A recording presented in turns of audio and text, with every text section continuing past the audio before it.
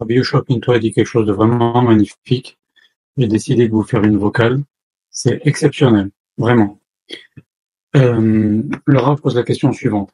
Vous savez qu'il y a une mitzvah de rajouter à l'entrée de Shabbat, faire entrer Shabbat un petit peu plus tôt. Il y en a qui ont le minhag 18 minutes, il y en a un petit peu plus, il y en a un petit peu moins. Et il y a une mitzvah aussi de faire sortir le Shabbat un petit peu plus tard. Il y en a qui ont le minhag 10 minutes, il y en a qui ont le minhag un petit peu plus. Il y en a qui attendent jusqu'à Rabbeinu Tam. Maintenant, ce que le Rav dit, c'est pas du tout au niveau de la halakha. Voilà, la halakha, on a dit, chacun fera comment son Rav lui dit de faire, combien de temps il lui dira de faire. Non, le Rav vient maintenant nous expliquer quelque chose d'exceptionnel, c'est qu'est-ce qui se passe? Quel est l'intérêt, à part bien sûr de respecter la mitzvah et la demande de nos chachamim? C'est que, on voit dans notre paracha quelque chose d'incroyable. Yaakov Avinu, il dit à Lavan, il dit à Esav, Im Lavan Garti, Ve'echa Adata. J'ai vécu chez Lavan et je suis resté là-bas jusqu'à maintenant. Ça, c'est ce que dit le texte. Alors, bien sûr, vous connaissez déjà cette explication que Rashi nous dit, Im Lavan Garti, je suis resté chez Lavan, j'ai habité là-bas. Garti, c'est aussi la gematria de Tariaq, 613. Et Tariaq Mitzvot Shamarti, donc j'ai respecté les 613 mitzvot. Et Rabbi Yoshua Pinto a expliqué quelque chose de joli. Il a dit que, bien évidemment, que Yaakov Avinu respectait les 613 mitzvot. Évidemment. Alors, attends, il y a quand même des questions. Déjà, comment il a fait pour respecter la mitzvah de Yishuv Eretz Israël? Comment il a fait pour respecter la mitzvah de respecter les parents? Alors, il y a cette fameuse question qu'a posée le Ben Ishraï aussi sur Rabbi Shimon ben Yochai qui a dit que toute ma vie j'ai respecté Seuda Shlishit. Or, il a passé 13 ans dans la caverne. Alors, comment il a fait pour respecter la mitzvah de Seuda Shlishit? Le Ben Ishraï répond ainsi. Il dit que quand venait Seuda Shlishit, comme il pouvait pas faire Seuda Shlishit, eh ben, il apprenait la halachot, les lois de Seuda Shlishit. Quand on étudie quelque chose, c'est comme si on le faisait. C'est ce qu'on dit au Shalma Parim, c'est Fatem. On remplacera les sacrifices par notre bouche. Zé Torah Taola. Quand quelqu'un qui étudie les sacrifices de Ola, c'est comme s'il faisait les Ola, etc. Quand on étudie une mitzvah, c'est comme si on l'a fait. C'est comme ça que tous les juifs vont pouvoir faire 613 mitzvot. Pourquoi? Parce qu'aujourd'hui, il n'y a pas le Beth Amikdash. Comment on va faire toutes les mitzvot? Tout le Sefer Vayikra, c'est rempli de mitzvot qui concernent les sacrifices. Il n'y a plus de Beth Amikdash aujourd'hui. Comment on va les faire, ces mitzvot-là? Ça fait partie des 613 mitzvot. En les étudiant, c'est comme si on les faisait.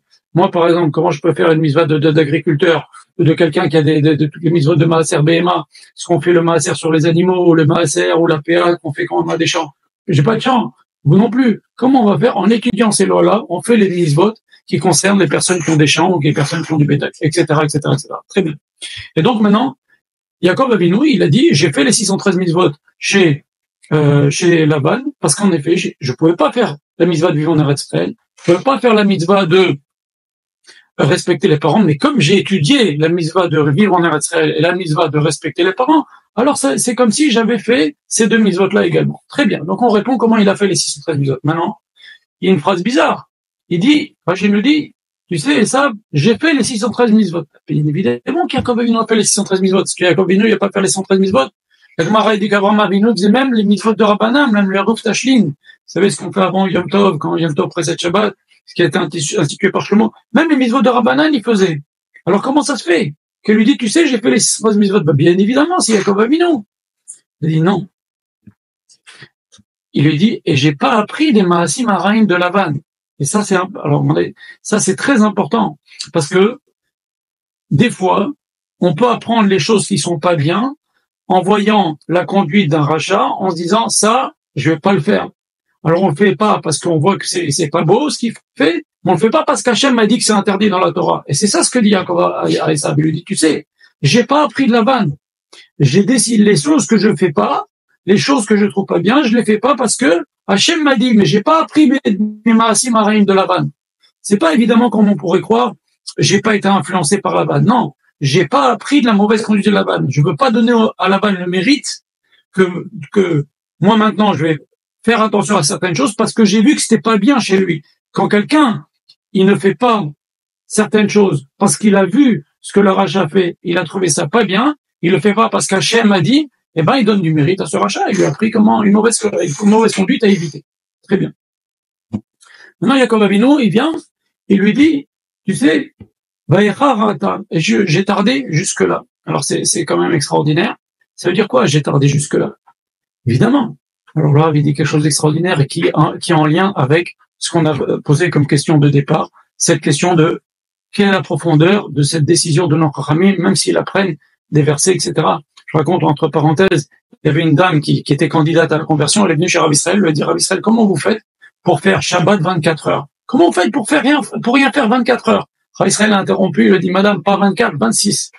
On rajoute un peu avant, on rajoute un peu après. Et pourquoi? Gardez la profondeur.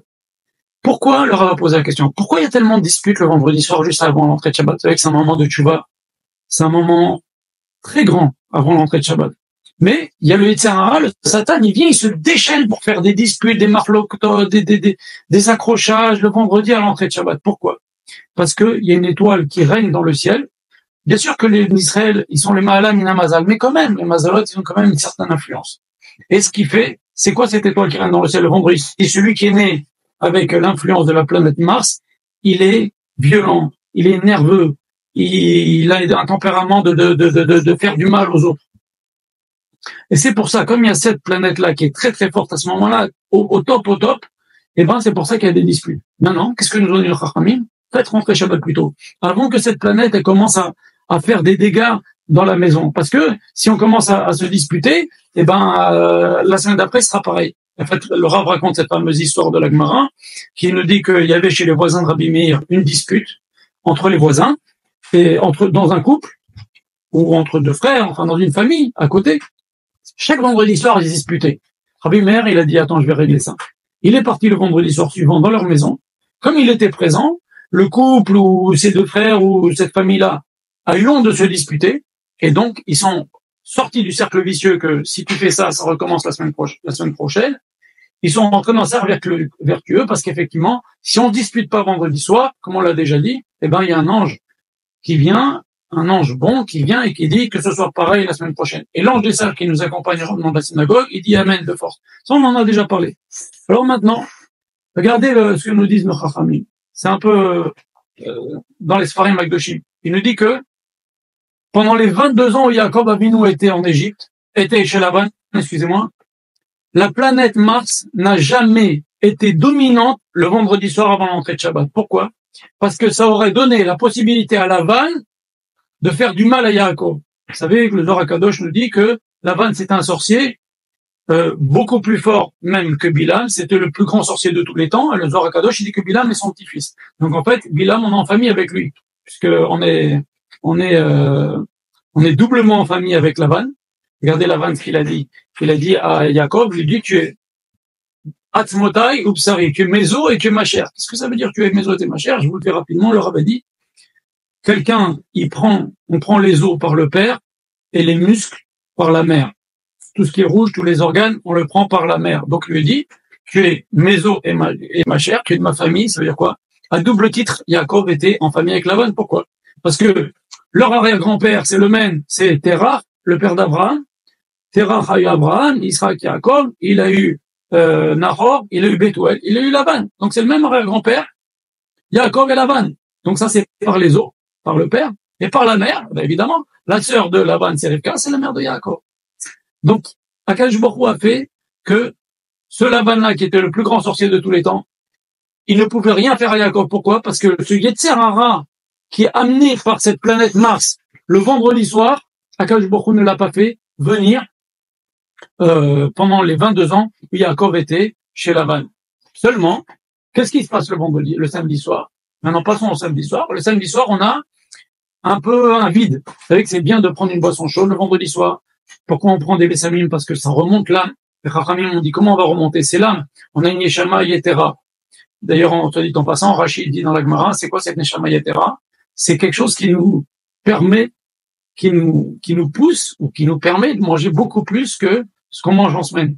Ce qu'on mange le Shabbat, on n'arriverait pas à le manger en semaine. Et avec cette Neshama Yetera, on y arrivait. Donc, bien sûr, on fait ça, il faut essayer de le faire pour la mise, etc. Mais c'est pas le sujet.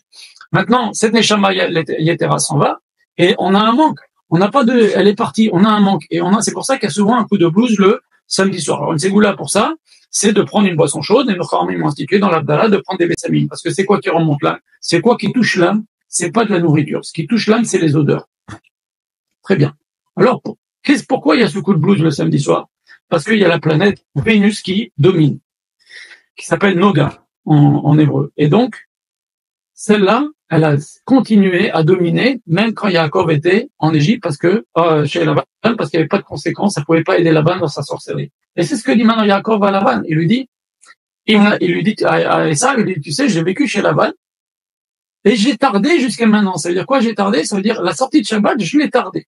Mais j'ai pas fait avancer Shabbat plus tôt, ça sert à rien, puisque la planète Mars, on a dit, il n'a pas fait régner pendant 22 ans le vendredi soir avant l'entrée de Shabbat. Mais c'est extraordinaire. Rabbi Chopinto, il est mechadej des choses extraordinaires, Ben Porat Yosef, qu'Hachem lui rallonge la vie.